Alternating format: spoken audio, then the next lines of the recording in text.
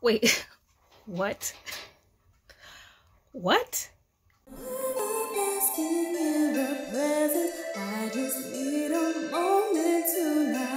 back to the Mellow Vibes channel. I'm Tiffany, creator of Mellow Vibes, and today we're talking about me rereading my very first book and seeing how I feel about it now, 8.5 years later. And if you're new to this channel, my channel helps introspective, spiritual, wanderlusting, artistic, creative, freedom seekers work towards getting the life that they desire and require, develop and share their gifts, become more self-aware, and develop, you heard my wrist crack, develop healthy relationships with themselves and with other people. And if that sounds great to you, definitely subscribe to my channel, hit the notification bell so you know when I drop videos. We're gonna get into me rereading my book over the last couple of days, and so let me know what you think about the poetry that you hear. Leave a comment, and don't forget to sign up for my mailing list at mellowvibes.com. And yeah, you get discounts, special notes from me, and a lot of good stuff. Okay, so don't forget to like and share this video. All right. Timing. The moment when things come together beautifully. That is this poem to me. By far my favorite poem written. Like, is that still true? It's definitely like top 3, probably top 2. Is it still my favorite? I don't know. I have always loved soul music. Think about it.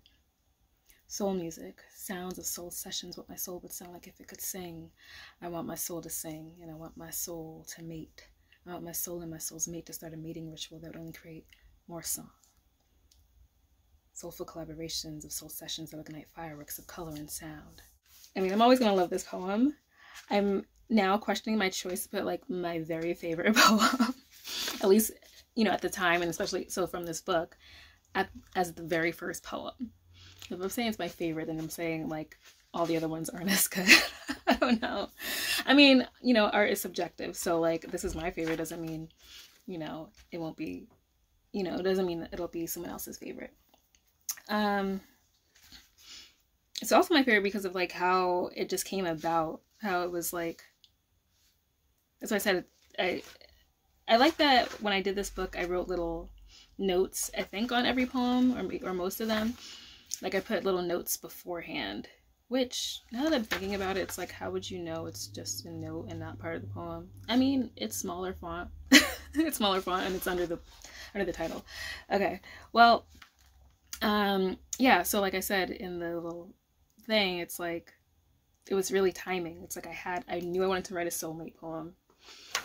And yeah, I had little fragments of stuff in my mind, and then it one day came together because of something I think my cousin had said with something from a retreat. Was this something from the retreat, or was it when I wrote that poem? I don't know.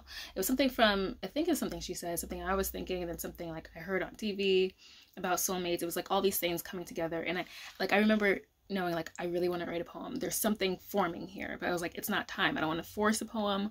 I don't want to, like, if I try to write something now when I feel like it's not flowing, it's not going to be what I want it to be. And so like, but everything started falling together and I had parts already, and then I was thinking of something else. I'm like, that's going to go with this. And I don't know, it's like probably the one time where stuff was totally fragmented and came together. I mean, not everything. It wasn't all like pieces, because I wrote in the moment also. But I don't know, just everything came together. It's kind of like, the part of the line in here, like finally piecing together the jigsaw of moments. Yeah,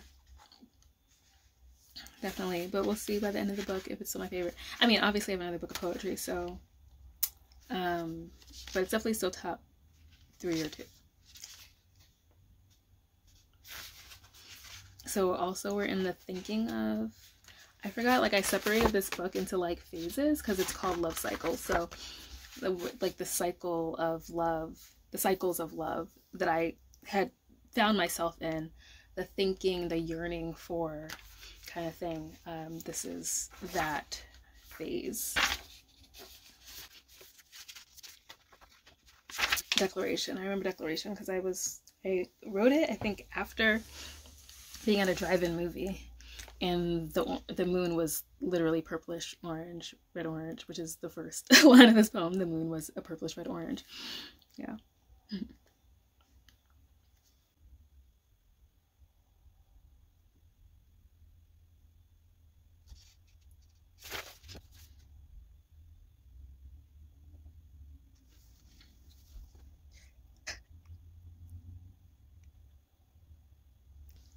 Okay. Yeah, just like really remembering like that feeling, and a feeling of wanting something so badly. Like, I've wanted to be in love since I was 3 years old. Way too young, but I was boy crazy at 3. My favorite movie, you know, from the time that I saw it when I was 3. So my mom had the movie because it came out when I was 1, which is Dirty Dancing. It's my favorite movie, tied with Love Jones. And so yeah, ever since I saw Dirty Dancing and saw what, like, I guess falling in love was like, I was just like, I really want to be in love. You know, and always like missing this person that you don't have yet, you know. I mean, at this point of writing this poem, I'd been in love before, but you know, waiting for that person again, like soulmate. And I remember that feeling, and you know, I have always missed you, and I will always miss you. Like, I missed you and I didn't know you, kind of thing. And it makes me think of it's literally, for me, the one good part of this movie, which was called, I think it was The Wedding Date. I watched it because it had Deborah Messing in it, and I love Deborah Messing, or I enjoy her, and Dermot Mulroney. I really like them both. And I remember seeing that movie with my friends in college, and I was just like, what was it? I remember one of my friends loving it, and I was just like, this movie was literally the shortest movie of life. I don't understand how the movie was literally like an hour and 12 minutes. I want to say, like, what movie is that short? And I just didn't find it to be all that great. It was disappointing to be, you know, watching people that I like, and I found the movie disappointing. But there was this one point where one of them said to each other that they've always missed you. Like, I've always missed you. I missed you even when I didn't know you, or whatever. So it kind of reminds me of that. So there's only 2 poems in the thinking of section, and now, so there's the falling in.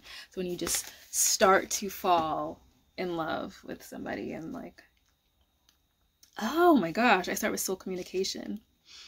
Okay. So I like wrote this poem. I'm like, the weird. So I wrote soul communication in college. This was like sophomore year. Yeah, it should have been sophomore year. I know, this is a mess. I have like kind of a little workstation set up because now I'm in school and I needed like a designated workspace instead of just working wherever at the moment. Like you saw in my video, you know, I have a million jobs and whatever it was called. I have a bunch of jobs and I'm tired. I would just work wherever, and now I am trying to work consistently in the same place. So I'm either usually in the den or at my little workstation, which I've turned around a few different ways. But I made a like totally just threw together a table, like a makeshift table. Like, it's not a table. I took the top of my ottoman and I made it a tabletop, and I put it on top of my keyboard stand. And that's my desk when I have school. So you work with what you have. Always. Always. Team spend no money. Okay. Soul communication. Yeah, I wrote this about my first love. This is about my first love.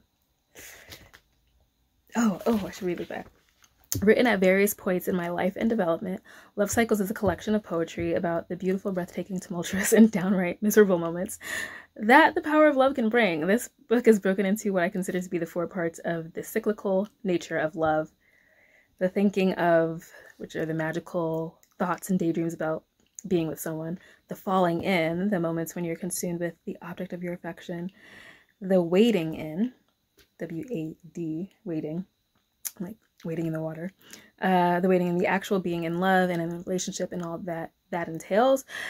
And the falling out. And I'm falling out of love. Reminds me of Calvin Richardson's song, if you know that song. The falling out when the relationship is taking its last breath. And then it just occurs all over again with someone new or someone old. I hope you'll enjoy and relate to my stories of love. Yeah.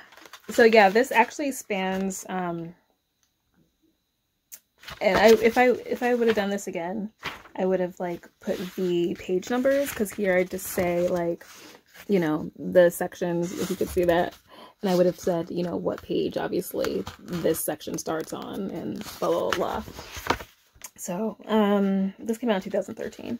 And it was like a few weeks before I turned 27. So 26, I wrote, the poems were from 15 years old to 26. I've been writing poetry since I was 11. And so I gathered just really a lot of my favorite poems about love. And one of them happened to be when I was 15, which I'll get into there's a whole story with that, but I'll get into it later. But anyway, so I definitely would have added more of a table of contents, which I did. I did in my second book. I think I did say what page everything was on. I'm pretty sure. Oh my gosh. Okay. You got me. Okay, I'm not even gonna go into this because I actually explained this. I explained this before. Where? I explained it in, I want to say it was my album release for my EP release last year. So you can go find that. I think it's on this channel. I'm pretty sure it is. And if it's not, it's on my other channel, Tiffany J Music. And it should be on both, actually. But if you find the external EP release, I'm pretty sure I talked about this because I was doing a live stream of the release on Facebook and Instagram. And I think the person who I actually wrote this poem about, I think he came on at some point, but it was like after I had already talked about this. It was, you know, it was a release party virtual by myself and with everybody who was coming online, I guess.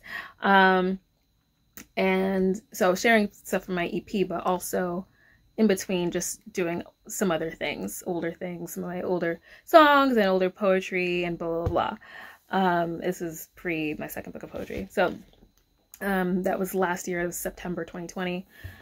And I'm pretty sure I explained this, and I think he came on after I had already explained that I had written this poem about him. And it was like, I'm not even gonna go, it was like the craziest.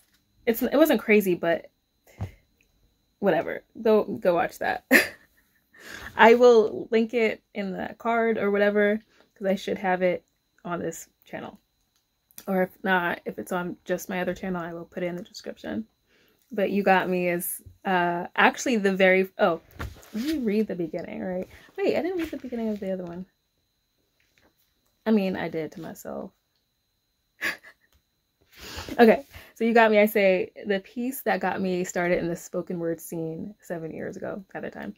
So I was 19. Here's to the person I was drawn to, that I felt compelled to write this piece and perform it in front of you. Maybe one day I'll let you know. And so, yeah. I have, like I said, I've written poetry since I was 11, but I really got into spoken word when I was in college. It was like freshman year of college. We had like a whole spoken word group come to the Depot, RIP the Depot. It's not even called the Depot anymore on my campus. But anyway, we used to have a lot of performances there. And this whole Philly spoken word collective came to my school, and one of them was an alumni who is, he's super cool. His name is Vision. He actually was in a spoken word duo with the best friend of my uncle. And so we kicked it for a while, blah, blah, blah. And so I kind of got into like the spoken word scene after that. Like I would go to Philly, like I think I hit him up a few times, and I ended up being like a judge at a a slam poetry night and stuff. Anyway, so I got introduced to kind of like the spoken word scene, and because it's just, you know, it's more performance based, and really I was just, you know, writing poetry to read, but it wasn't like performative. And so I really got into that. And so this is like what I consider my first spoken word piece. And yeah, so, and I kind of like combined like this song that I literally still don't know the name of. If you, oh, I guess I can't, I'll get a copyright strike if I start singing it, right? So anyway, I feel like LL Cool J used a piece of it in a song way back in the day, but it's like, all I see is you and me, and all I well, if I get the copyright strike, I'll find out who it's from, right? Think of you, da, da, da, da, to know your name. Like, I don't know. I feel like it was in an LL Cool J song, but it was a song by, because I remember it just being a song by itself before it was like in someone else's song, and I think it was LL Cool J. But and this was probably maybe like 10-ish or something, 10, 9 or whatever when this song came out. But anyway, I incorporated like a little piece of that in this poem, which I don't include in the book for copyright reasons because it's not mine. So I just start from my part, which is, you've got me perplexed, thinking about the many components that make you. I want to take you into my arms and maybe never let go. And that may seem a little extreme because I don't really know. But you got my stomach in knots, and I'm seeing you different poetry spots, and I'm thinking this is fate because you got me staying up extra late writing poetry. So yeah. Anyway, I won't do the whole thing, but yeah, and I kind of, tends to be like a crowd favorite when I perform it because they love how I kind of just intertwine the song with the poem, and yeah, it's one of my favorites too. So thank you. I said about this, sometimes someone comes along and wakes you up, and I'm like, wait, who does I write this about? It was either my first love or the first person that I kissed, which is a totally different thing. The first person I kissed, my first love, my first date, my first boyfriend, totally all different people.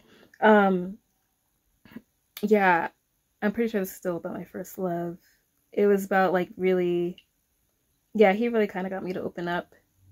Although that was one of the things that it was, I guess, an eventual fall apart of the whole situation, because he was like, he didn't feel like I was really open with him, and I was just like really offended, honestly, because I had been the most open with him that I'd been with anybody in my life. And so kind of watch what you say to people because, you know, it may not be a big deal to you, but it's a big deal to them. Like, that was a big deal, like how I felt like I was really opening, because for me it was, and for him, he's like, you're not open enough. And I'm just like, are you serious? I feel like my heart is on the freaking table. Man, realism. I like this poem. I forgot about it. And this is a story which I won't get into because this is already a long video. How does that happen every time? I wrote this about this guy that I met on MySpace. Do you remember MySpace? And I'm actually cool with a few people that I met on MySpace still. But I was 20 years old. This was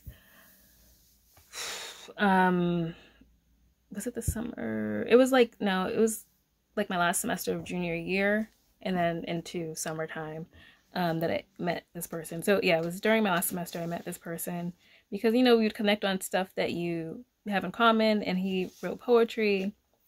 I was 20, he was 28, he was a math teacher. And we just had a lot in common. And then we started talking, and he was just like, I think you're the one. I was just like, like, I really didn't know how I felt. Like, I wasn't really like attracted to him or whatever, but I'm like, he just seems so perfect, which is like what I'm just like, you sound so perfect. I know you're not perfect, but you seem so perfect. Yeah, and I was kind of like, can I be with this person? And so the problem with me or the problem that I had in the past was that being such this love-struck child for a long time, like my whole thing that I always wanted, I remember telling the guy that first kissed this, the guy that I first kissed, I remember telling him this, that I had always wanted like my first boyfriend to be the person that I marry. Like I hadn't ever, why can't I speak? I never had any like real desire to like date people. There was people that I liked that I sure kind of wanted to go on a date with, but it was always like for marriage. Like I don't understand dating to date for the sake of having fun. It's not fun to me. Like I hate dating. And that was never my intention. So it's like I always just wanted, like, can I just fall in love already? Can I just be with the person I'm supposed to be with? Can it just be like this thing where, you know, there was so many times where in my life I really could have settled with people, because I've you know, had the pleasure of talking to a lot of really great guys, but it's just like trying to make somebody the one when they weren't. And this is a case of that, I'll say, because we did end up meeting, and which was kind of annoying to me, honestly, the way that happened. But we did end up meeting and spend a couple days together the summer before my senior year of college. And I was just like, it's not there. I'm not feeling it. He was, and I was just like, yeah. And it was really hard. I was really, really immature. I can recognize that, like, I always really had a hard time ending things with people and letting them down, hurting their feelings. So I became super avoidant, which is horrible. Yeah. And I think eventually I was just like, I don't know if I eventually ever said anything, or I just kind of fell back little by little, which is like so bad. I don't ever want to, I'm like, so this is, I'm sure I've gotten karma from that. There are definitely situations I've gotten karma from that. Every time my mom will sometimes just randomly be like, oh, that poor man. I'm just like, I'm sorry. Yeah. Because I just kind of just slowly pulled away, and I might have eventually said, yeah, I'm not feeling, but I really don't know if I ever said I wasn't feeling it or not. Maybe not, because it was like 2 years after the fact. He was like, you know, checking in with me and saying like, hey, is everything good? I still think about you. And I was just like, oh crap. I was just like, how can you still think about me after 2 years? And I'm sorry if you're watching this. I'm sorry. I think you know who you are. You came from Jersey to see me, and it just wasn't there. But I mean, you're married. I did see that he was married. I don't even know when I saw that, but I'm like, he's fine. So yeah. Yeah, it's not a good thing to slowly pull back and just not be upfront. I did recognize that in the relationship. I did meet somebody like after, soon after that, and I did recognize that when I realize that I'm kind of done with somebody, I can be, I don't know, there's like an anger there. It's like I'm angry that it didn't work out. I'm angry that I don't actually really like this person or whatever. And I can really start to be short with people, and it's not their fault, like, you know. And I had to recognize that. So I remember when like I said, I met somebody a little while after that, a few months after, who ended up being my first boyfriend. Yes, I had my first boyfriend when I was 21. And I recognized, I was like, I don't want to do that. I don't want to, he didn't do anything wrong. I don't want to be short with him. I need to just like be upfront and like end this now, so it's not being dragged out, and I'm not being annoyed with having to talk to him when I don't want to, and I kind of just want to be done with, you know. And so so I started to course correct. So it wasn't long after I started to correct myself and my behaviors, because I remember I was going into finals too. I was like, I'm not going to be in this relationship. I'm going to finals. I'm already stressed enough. yeah, I don't know if I have anything about him in here, but we shall see. Okay, so I can't possibly like really give a little thing about every poem because there's 27 poems in here. I did 27 because I was going to be 27 that year. If you want to know about recognition, I'm pretty sure I'll talk about that on my EP as well. And if I don't, then I talk about it on my Spirit Excavation release because, not Spirit Excavation. No, it should be in my external release because I actually recorded Recognition, this spoken word piece, and it's on my second EP called External. So this is a favorite as well. It's, I remember it was one of my friend's favorites. He called it my Lupe poem because it has a lot of Lupe Fiasco references. So I talk about that. If you want to know, it's in that video.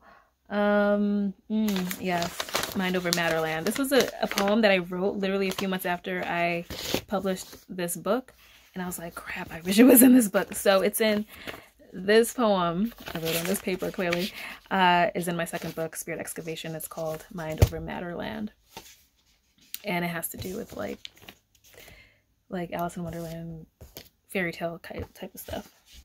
Okay, people ask me, I said I wasn't going to talk about every poem, but like after this was Kismet, and like people ask me all the time, like, why don't I have music out? I mean, I have, you know, some now, but it just took a really long time because I kept falling into like, I really had a hard time with discerning if like I'm not supposed to do music or I'm supposed to just find better partnerships or something, and you would think maybe your family would be a good partnership. Because there was a family member who had some music that he did, and he's like, oh, can you write a song to this? And I was like, sure. And I did. And then it was just like, he essentially did stop getting back to me. He like really dug the song, and I was like, what is he gonna like take my song and put it on something? Because he was like trying to actually create like a whole like producer's album and have other different people on his tracks and stuff. And I was just like, I spent so much time like recording this. I had made sure to get that copy written because I was just like, I don't understand how I've called you, I've texted you, I've all this stuff, and you were not getting back to me about something. Or if you don't like it, then say you don't like it. But as far as I knew, like, he loved it. And so I was just like, whatever. So I copyrighted it and like put it in my book as a poem. And yeah, that's called Kismet. But yeah, I've had so many like stories of things that were supposed to happen in the music industry and getting studio time, and like I even went on a date with a rapper. That was interesting. That's a whole nother story. Oh my gosh, that's a whole other let me know if you want to hear that story. I did win a date with a rapper. I've lived, oh, this is what an old friend of mine used to say. He's like, you've lived so many lives for somebody so young. And this was when I was still in my 20s, he was saying that. So yeah, in my 30s, definitely. Yeah, I've had many stories where it's like, oh, I meet with this person, and oh, like, yeah, let's link up, let's do studio time, let's work on music. Oh, do you want to go on a date? And it's like, okay, so that's what that's about. It's just too many stories to count where I was just like, I guess I'm not doing music. So, or if I'm doing music, I'm doing it on my own. Which is why like I really need to work on my production, because I would really love for things to be more like I hear them in my head, which I can't seem to make happen when I'm producing stuff. But, or this is going into a whole nother thing. Let me just stop talking. Oh my gosh. All right. I'm already embarrassed by this poem. I remember, I can't believe I actually performed this several times with a straight face. It's not that it's like, it's not like it's a bad poem. It's just, there's parts of this poem I'm just like, I don't know. Okay, this is moving into waiting in. So this is like when you're in love and actually being in love and the good and the bad that comes with it. This one is called True Love Waits. And so I had a True Love Waits Bible that I bought when I was in college. because I knew when I was 8, I was just like, I'm not having sex with anybody until I'm married. So that's basically what this poem is about. Okay, you're not even gonna see it. It's all out of focus. I'm like, I performed that. I really did. Oh, okay. So I'm skipping around, so I can't talk about every poem. But like, okay, so I had this poem called Cater to You. And this is another one where I kind of incorporate a little bit of a song. So I incorporated some of Cater to You, which has come up as being problematic, which I never really thought about because I've never really paid that much attention to the lyrics. But yeah, but the thing is, I had this friend who was from church. He was. I didn't go to that church though, but I had a bunch of friends who were from the same church. Anyway, he wrote poetry, I wrote poetry, so we decided that we'd do poetry challenges together, and we would share poetry challenges on our Facebook walls or Facebook notes. Do we have Facebook? Where are my Facebook notes actually? And so we would give each other a line that we had to, or a word that we had to incorporate in the poem. So like this song came from one of those challenges. Not this song, this poem came from one of those challenges. But yeah, I really like this one. Okay, so I just read through Cater to You again, and I forgot how much I really like that poem. So just so you know, I'm not going to read the poem, but just so you know, the lines that I had to use were from sunrise to sunset, and the wizard said that hearts will never be made practical until they can be made unbreakable. And this is one of my poems where I have a bunch of alliteration, and that's like one of my favorite things. So yes, love it. Okay.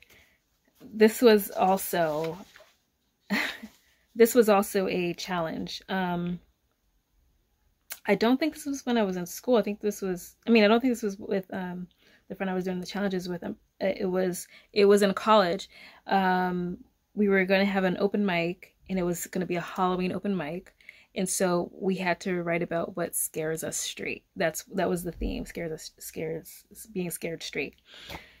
So that's like in the last part of my poem, but it wasn't anything that was like quote unquote scary, like in the way you'd think about like whatever nightmares of Halloween. It was about losing somebody, and that's what I wrote about. It was this person that I really liked a lot when I was in high school, and we were friends, and we actually had a really interesting history because our moms were pregnant with us at the same time. Obviously because we were the same age, but like we were actually neighbors before we were born and a little bit after we were born. So like our parents knew each other and stuff. And so we like met in high school officially, because I guess we used to play with each other when we were like really young.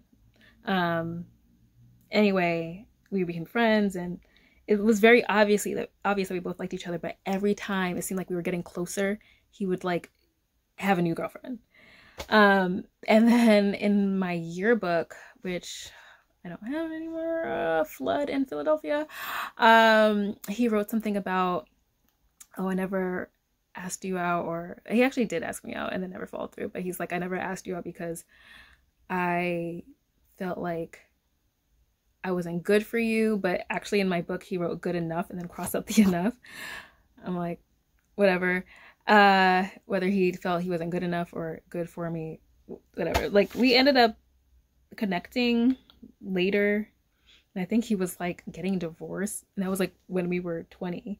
So actually, or yeah, so I think pretty much shortly after this poem we found each other, I guess on Facebook, I think.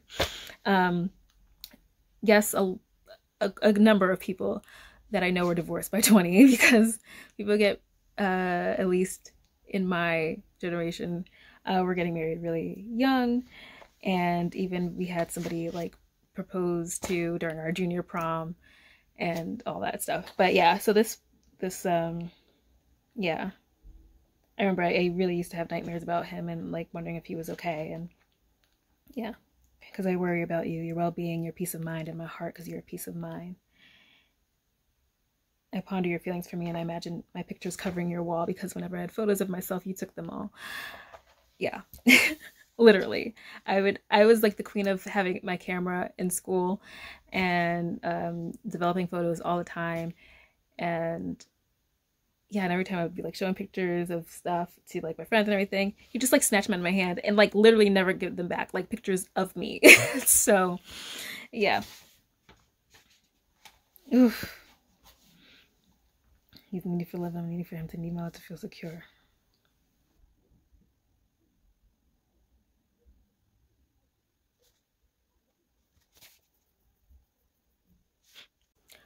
I didn't realize I was still recording. Okay. Yeah, reciprocity has been a really huge theme. Or it's been a huge theme in my poems, and it's been like I've had a lack of reciprocity in my life and in relationships. And reflected in this poem, it's called Needs Not Met. And it's really like telling how unhealthy that was. This was definitely about my first love. He's needy for love and I'm needy for love because I'm needing for him to need my love to feel secure. I'm not sure this is what love is. Yeah. Blah, blah, blah. And I'm still sitting here waiting for my love to be reciprocated by his. Yeah. Going into dating and stuff in my 30s, I was just like, yeah, I definitely, reciprocity is number one. If right off I'm not getting that, then I'm done. Like, I'm not going to be in these situations where I've somehow fallen for people who haven't done anything. I meditate with you on my mind and your hold on my heart. I can't help that you're always there. I don't know why I feel like I did this in a video. Maybe I did this in my release party too. I've like done so many random things. But this, I remember wanting to know. I remember looking up like where are memories stored? And it was like memories are believed to be stored in the hippocampus. So like it's in here. The word hippocampus is in here. And we're like performing this a few times and like, oh, hippocampus, what's that? And I'm like explaining it to them. Let me do this real quick. I spent a lot of time trying to block you out of my mind, and I can't believe it worked for as long as it did. But now I'm beginning to remember that I love you. Like a recovering amnesiac, flashes of memories tumble down from nearly lost places, and I'm recalling your face as something beautiful, your touch as something meaningful, your essence as something breathable. And I can't believe I actually forgot all that, or I tricked my brain into believing that that didn't matter because as it turns out, my loving you was in vain. So I had to shut you out in order to numb the pain of not being able to have you the way that I wanted. And in doing so, I gained some clarity, some insight into what I really needed in a relationship. And it began to make sense why I shouldn't be with you, why I shouldn't want to be with you. And I began to be okay with that. And guess what? My world didn't end. But now, like a blow to the back of my head, I've been hit with words and moments and kisses from you. Recollections from not too long ago, and I'm wondering, how did we get here? From a meeting that was sheer happenstance to now leaving everything to chance, and I'm not sure where to go from here, because now my hippocampus is working again, and my entire being is flooded with memories of you and me together, sitting close, right hand interlocked with your left, my left hand in your hand, your right hand rubbing my back in small circles, and I can't breathe because this hurts too much, so please help me remember to forget. So I'm continuing on today, and I'm like, remembering all of like the poems in here, and I'm like, oh, I really like these, which is great. But I'm reading Reality Check, and I'm realizing, okay, this one was written about my very first boyfriend, the one that I had senior year of college, and yeah, it's called Reality Check. So underneath I say, being in a relationship isn't always what it's cracked up to be. I think I thought that I would enjoy this, the so-called completeness of being with someone, but I feel suffocated by the responsibility, exhausted from having to care so much. I did love you, or maybe it was just the idea, I'm not so sure anymore, but I do know that the glamour of being with you has worn off. The glit's not quite so bright anymore, the fairy tale of it all not so happily ever after, but once upon a time I did think it could work. I tried to make us work. I forced myself to feel things for you that just weren't there, because I was scared of being alone. But now I know that being alone doesn't have to mean I'm lonely. It's better than being in a relationship that is forced or phony. At least it was for me, because you did love me. You do love me, want to marry me. And I truly apologize, but you're not my Prince Charming, just a lesson realized. Yeah, at least I'm pretty sure that was about him. I guess it could have been about someone else. The person I talked about before. Your poetic rejection is after that. So okay, this story, okay, so I wrote this at age 15. This is the oldest poem in the book and still one of my favorites. Yeah, I wrote this actually, it was sophomore year of high school English class, and I had to write, we had to write poems for whatever reason, and I wrote this poem. And because of a line in my poem, my teacher, this is the one I got totally turned off from my teacher because she was one of my favorite teachers. And I was just really annoyed that she was like, I have to change my poem.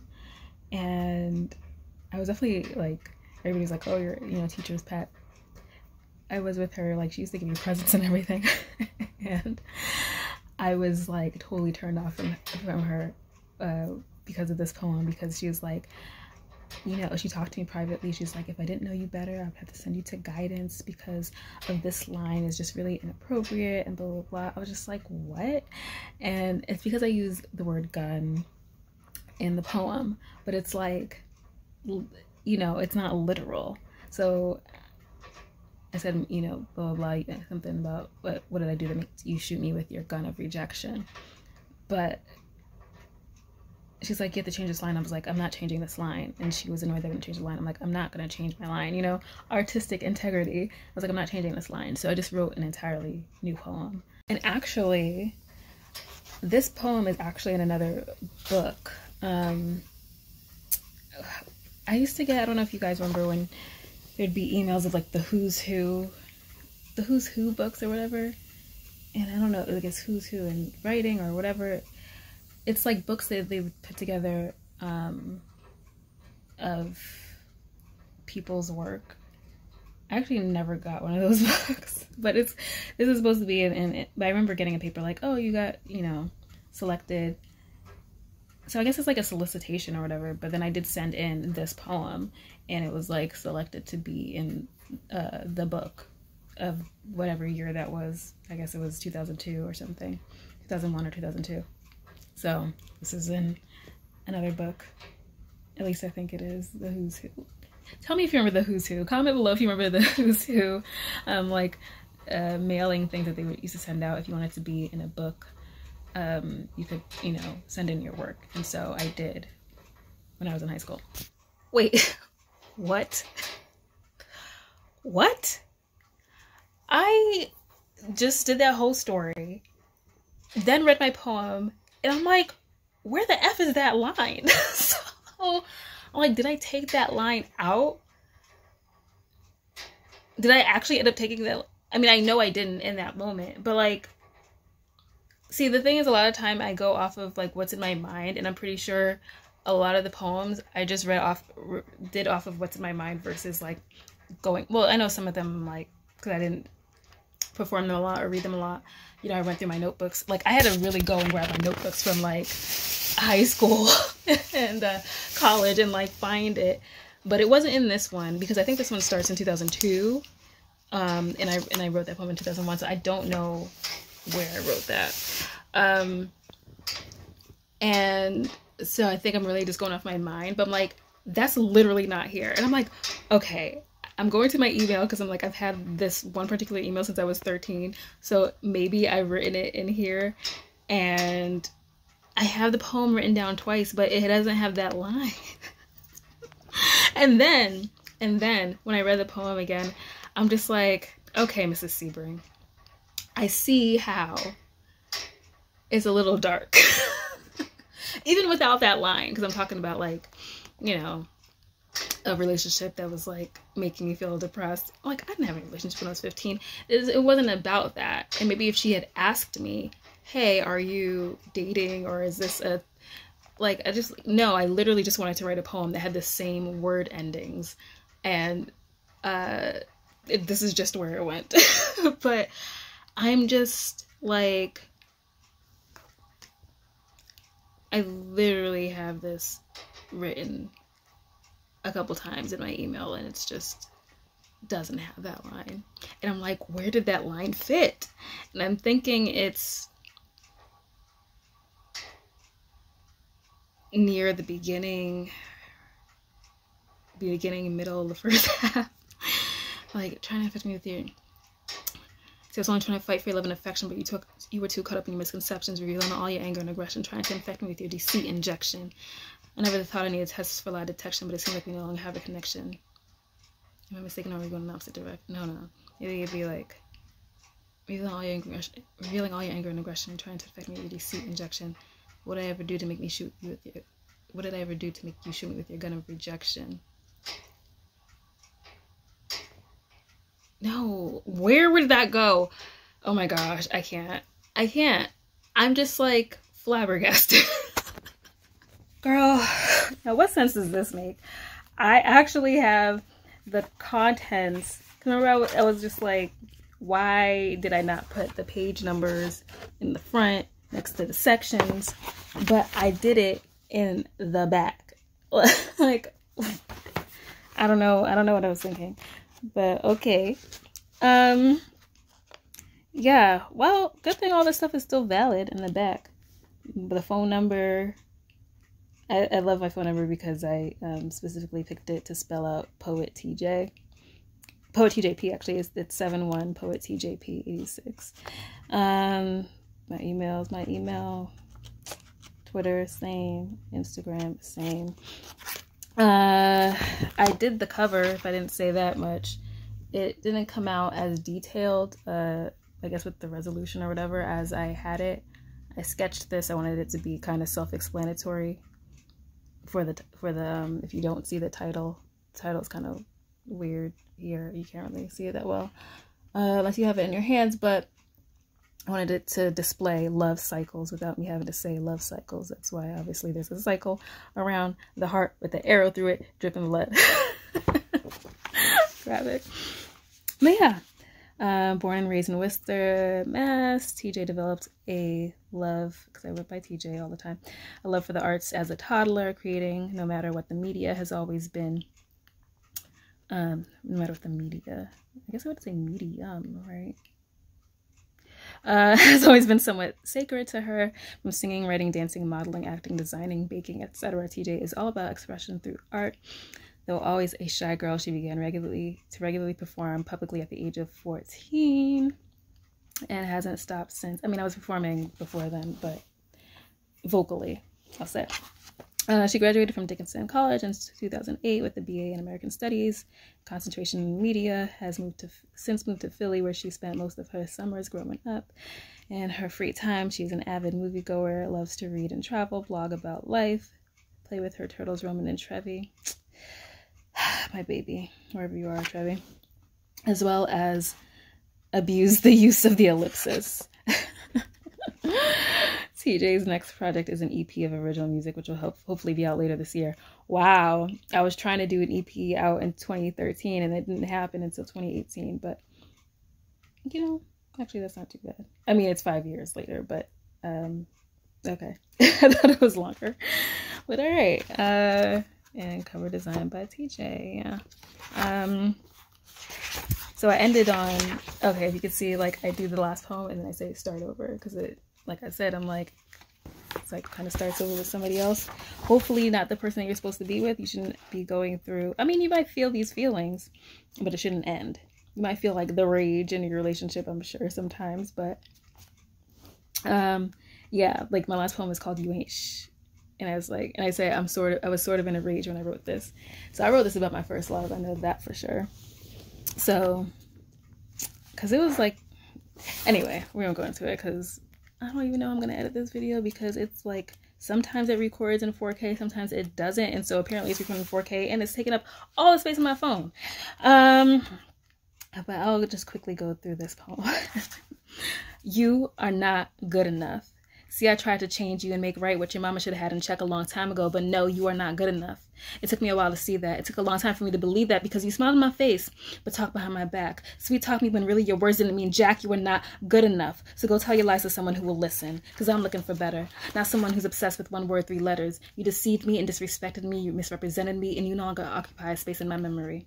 Because I am a queen and I deserve a king. Not some jester disguised in royal threads. Not some morally broke player with 2 heads, 2 faces. You'll be easily replaced. You are a disgrace to poets. Your words are laced with deceit. May everything you ever wanted crumble at your feet. You were not good enough for me. I did perform that quite a few times.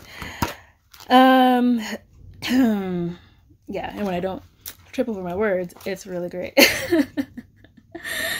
Yeah, so I reread my first book, and how do I feel about it? I feel pretty good about it. I really kind of thought this one poem was in it. It's called Even If, which I kind of ran across when I was trying to look for the original of Your Poetic Rejection. But even if it's not, I really thought it was in here. It's not. And that's a poem that I remember writing about my first love, and it's like really after I realized it was like over. And I was just like, I wrote that poem and I'm like, I'm performing it once and I will never look at this poem again.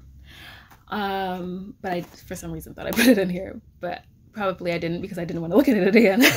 So it was really like, that's like the hugest, or to that point, the hugest heartbreak I'd ever felt in my life. And I kept listening to the song The Heart of the Matter by India Ari, and yeah, which I think, anyway, I feel like that's a remake for some, but I'm not really sure in this moment. But I did kind of sing part of that before I got into the poem. It was like, if you want to lie to yourself, that's fine, but don't lie to me. Because maybe I'll get into that story if you want to hear about like how my first love ended. Then that could be another video. But I was really just in shock. But so that's not in here. But I would say, for some reason, I thought going back over here, I would be like cringing a little bit. But I think I really only cringed for one poem. And not that I didn't like the poem or wasn't valid or whatever. It's just like a certain part in the poem, I'm just like, I can't believe I really wrote that. But I stand by my book, and I am very proud of it, and I'm very proud of like all the work and the feelings. And again, it's not well, I don't know if I said this, but I mean, they are some of my stories and some are not. Some of them just, you know, taking creative liberties. It's fiction, like Wander, and like saying I'm walking past an old love's house and wondering about how he's doing in a relationship. Like, that's not something that happened. Like, I've never walked past some old love's house. It's just a theme or a story that I decided to go with, and that's, you know, what creating is. It's not all true. Yeah, and I think the person I have the most poems about in here is probably my first love, and a love that I had, or I'll say the first love in Philly, which was like an on again, off again thing. I definitely wrote Tentative Conclusion about him. I remember that. I wrote a lot of things about Tentative Conclusion, and Untitled was definitely, I wrote, yeah, like I said, my first love, and then this other person who was on and off for 2 years. Yeah, definitely the most talked about in here, because I think those were the two that I loved the deepest. They definitely were. To this point, I'll say, to this point anyway. So yeah, get my book if you want to read all the poems. Like I said, there's 27 poems in here, and it is on my website, obviously, mellowvybes.com, MELLOWVYBES, in my written work section. You can find it. You can get the physical copy. I do still have physical copies. You can purchase for $13, and then you can get a PDF download of it if you want something just digital, and that is maybe $6 or $7, I think. And you can find that at mellowvybes.com. And I'll see you in the next video. Don't forget to like and share this, and I hope you enjoyed some of the poetry that you did hear. All right, peace and mellow vibes.